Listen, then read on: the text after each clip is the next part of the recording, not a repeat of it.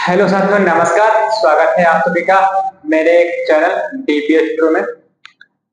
इस वीडियो का शीर्षक है कि जन्म कुंडली में वह कौन से योग होते हैं कि जातक गूढ़ विद्याओं द्वारा, ज्योतिष वगैरह से, तंत्र मंत्र साधना द्वारा धन की प्राप्ति करता है।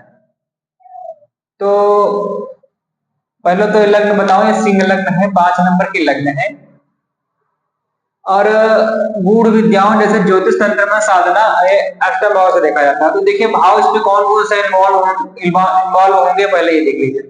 देखिए धन को देखा जाता है दूसरे भाव से। इस भाव का स्वामी को का यहाँ पर जो है भूमिका रहेगी। ये छह नंबर का स्वामी बनता है बुध।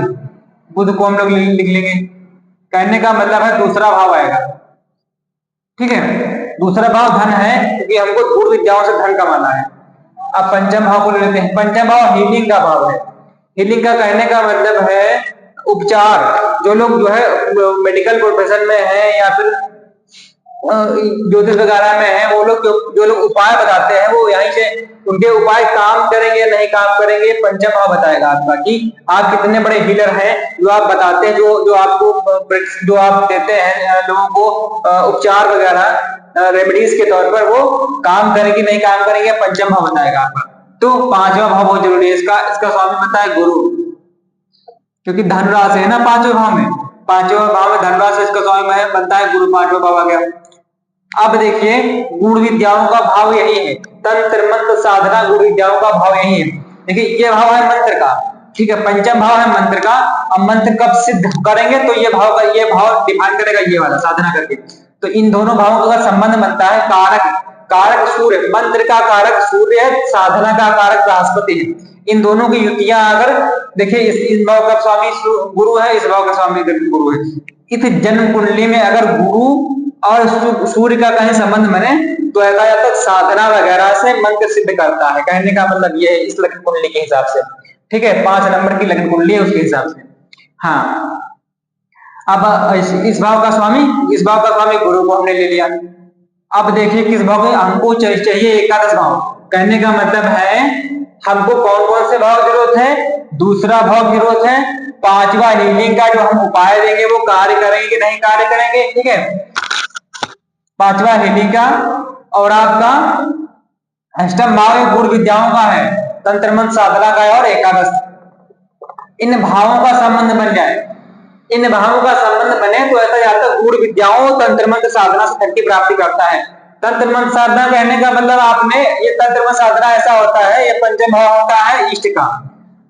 जो इष्ट के जो आपके इष्ट है, यहाँ जो 9 नंबर लिखा है, इसके बृहस्पति हुए या जो भगवान नारायण हुए, इनकी उपासना करके इनको सिद्ध कर लिया जाता है। कहने का मतलब है इनके मंत्र को इतना रटा जाता है कि सिद्ध जाता है। और जिस जातक ने सिद्ध कर लिया होता है वो दूसरे के मन की बात को समझ सकता है और अपने उपचार दे सकता है। उपचार देके किसी की भी प्रॉब्लम को सॉल्व कर सकता है। कहने का मतलब ये है वो उपाय बताएगा, उसके उपाय काम करेगा। अगर किसी ने इष्ट को सिद्ध कर लिया, ये आपके जो आपके कस्टमर आएंगे उसको आप उपाय के तौर पर बढ़िया बता सकते हो, उपाय आपके काम करेंगे, ये बढ़िया है। तो हाँ, दूसरा भाव धन का है, पांचवा है उपायों का, आठवां है गूढ़ विद्याओं का, तंत्र मंत्र साधना का, मंत्र का है साधना का, 11वां भाव है लाभ का। अब बात करते हैं, देखिए इस भाव का स्वामी है बुध,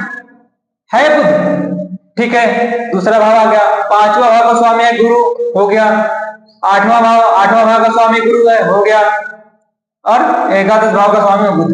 अब इनकी देखिए बुध यहाँ पर एकेडमिक क्वालिफिकेशन कारक है। आपने एकेडमिक क्वालिफिकेशन कितनी क्या ली है, ठीक है। गुरु यहाँ ज्ञान में एकेडमिक क्वालिफिकेशन कितनी, यहाँ कारक भी देख के साथ में आ रहे हैं दोनों, ठीक है। अब इन दोनों की युति कहीं केंद्र का त्रिकोण या यही इसी भाव में हो जाए, कहीं पर हो जाए, यहां हो जाए, दोनों गुरु बुध बैठे हो या तो बुध यहां बैठे हो, दृष्टि संबंध बन जाए, ठीक है।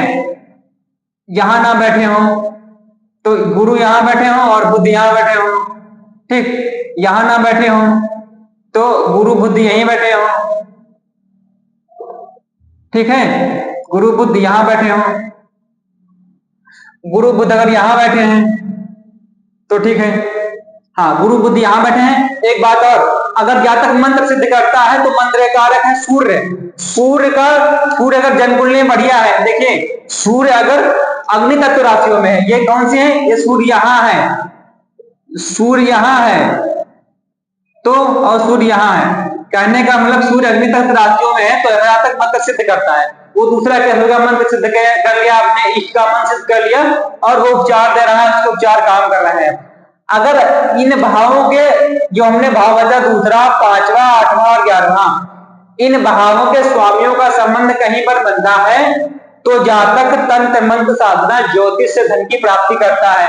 मान लीजिए किसी और दूसरी लग्न कुंडली हो तो इन भावों का इन्वॉल्वमेंट हो, और ये गुरु बुद्ध कहने का मतलब गुरु बुद्ध है, ज्योतिष गणती नाले के कारण ज्योतिष में गणित लगता है, और गुरु क्या ज्ञान, इन दो कारक आने चाहिए, ये दो कारक आने चाहिए। तो ये था मेरा छोटा सा ज्योतिष विश्लेषण, जन्म कुंडली में गूढ़ विद्याओं के द्वारा धन कैसे अर्जन किया जा सकता है। दूसरे लग्न कुंडली हो तो इन भावों का इन्वॉल्वमेंट होना चाहिए और ये दो कारक ग्रह होने चाहिए। वीडियो देखने के लिए धन्यवाद। वीडियो अगर अच्छा लगा हो तो लाइक करें, चैनल को सब्सक्राइब करें। देखने के लिए धन्यवाद।